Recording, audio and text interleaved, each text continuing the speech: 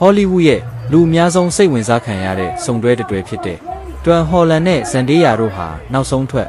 စပိုက်တာမန်ပြန်နီဦးဒေးရုပ်ရှင်ရဲ့လန်ဒန်အထူးပြသပွဲမှာတဖန်ပရိသတ်တွေရဲ့အာယုံအားလုံးကိုသိမ့်ပိုက်သွားခဲ့ပါတယ်။လက်စတာစကွဲမှာကျင်းပခဲ့တဲ့ဒီပွဲမှာသူတို့နှစ်ဦးကိုတစ်ချက်လောက်မြင်တွေ့ရဖို့အတွက်ပရိသတ်ထောင်ပေါင်းများစွာနိုင်ပေါင်းများစွာစောင့်ဆိုင်းခဲ့ကြပြီးကော်စောနီတလျှောက်မှာလည်းအားပေးတံတွေအဆက်မပြတ်ထွက်ပေါ်ခဲ့ပါတယ်။မကြာသေးခင်ကလက်ထပ်ခဲ့တဲ့ဒီစုံတွဲဟာဒီနှစ်အတွင်းအလုပ်များဆုံးဟောလိဝုဒ်ကျယ်ပွင့်တွေထဲမှာပါဝင်နေပြီး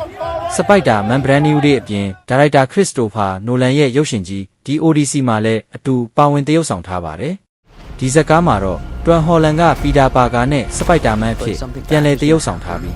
ဇန်ဒေးယာကတော့ပရိသတ်အချစ်တော်အန်ဂျီအဖြစ်ပြန်လည်ပါဝင်ထားပါတယ်။ဒါပေမဲ့ဒီနေ့ပွဲရဲ့အာယုံဆိုင်မှုအများဆုံးရရှိခဲ့သူကတော့ဇန်ဒေးယာပါ။သူမဟာရှမ်ပိန်ရောင်ပိုးသားကာဝင်ကိုဝတ်ဆင်လာခဲ့ပြီး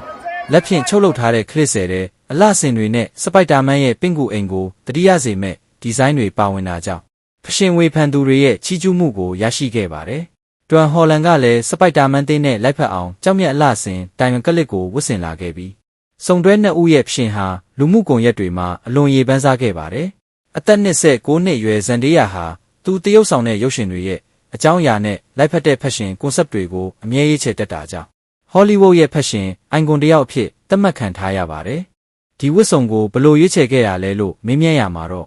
ရုပ်ရှင်တွေကိုကျမအရန်ချစ်ပါတယ်ပရီမီယာပွဲတွေမှာဖရှင်ကနေတဆင့်ရုပ်ရှင်ရဲ့ဇလန်းနဲ့ခန်းစားချက်ကိုဆက်လက်အသက်သွင်းနိုင်တာကိုသဘောကျပါတယ်လို့ပြောခဲ့ပါတယ်။သူ့ရဲ့ဝတ်စုံထဲမှာရုပ်ရှင်အသစ်နဲ့ပတ်သက်တဲ့ရှိုးဝက်အရေးအမြတ်တွေပါဝင်နေသလားဆိုတဲ့မေးခွန်းကိုတော့အဲ့ဒါတော့မပြောနိုင်ပါဘူး။ကို့ဘာသာအတိတ်ပဲဖွင့်ကြည့်ကြပါလို့ရေမောပြီးပြန်ဖြေခဲ့ပါတယ်။တစ်ဖက်မှာတော့တွမ်ဟော်လန်ကစပိုက်တာမန်ဇက်ကောင်ကို2016ခုနှစ်ကတည်းကတရုပ်ဆောင်လာခဲ့တာဖြစ်ပြီးအခုဆိုရင်ဒီဇက်ကောင်နဲ့အတူ10နှစ်နီးပါးခီးဆက်လာခဲ့ပြီဖြစ်ပါတယ်။ဒီဇက်ကောင်ကိုတရုပ်ဆောင်လာတာ10နှစ်ရှိပါပြီ။ကားတိုင်းမှာအသစ်အဆန်းတစ်ခုခုထပ်ဖြည့်နိုင်တာကတရုပ်ဆောင်တစ်ယောက်အတွက်အမြဲစိတ်လှုပ်ရှားစရာပါ။ဒီကားကိုရိုက်ကူးရတာလဲတကယ်ပျော်စရာကောင်းခဲ့ပါတယ်လို့ဟော်လန်ကပြောပါတယ်။ဒါအပြင်လူများသိကျင်နေတဲ့ဒီကားဟာတွမ်ဟော်လန်အတွက်နောက်ဆုံးစပိုက်တာမန်ဇက်ကားလားဆိုတဲ့မေးခွန်းကိုတော့အဖြေကိုသိကျင်ရင်ရုပ်ရှင်ကိုတွားကြည့်လိုက်ပါလို့သာအပြုံးနဲ့ပြန်လည်ဖြေကြားခဲ့ပါတယ်။ Marvel Cinematic Universe ထဲကတခြားစူပါဟီးရိုးဇက်ကောင်တွေနဲ့နောက်မှအတူတရုပ်ဆောင်ဖို့ဆန္ဒရှိမရှိမေးမြန်းရမှာတော့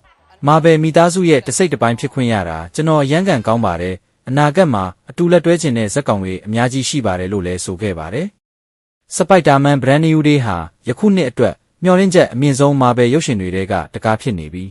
ရုံတင်ဖွင့်ပွဲပထမဆုံးသတင်းပတ်အတွင်းကမ္ဘာတဝန်းဝင်ငွေအမေရိကန်ဒေါ်လာ425 သန်းအထိရရှိနိုင်တယ်လို့ခန့်မှန်းထားကြပါတယ်။ဒီရုပ်ရှင်ဟာ Box Office မှာစံချိန်သစ်တွေရိုက်ချိုးနိုင်မလား။တွမ်ဟော်လန်ရဲ့စပိုက်တာမန်ခရီးစဉ်ကဆက်လက်ရှိဦးမလားဆိုတာကိုတော့မကြခင်မှာပဲအဖြေသိရတော့မှာဖြစ်ပါတယ်။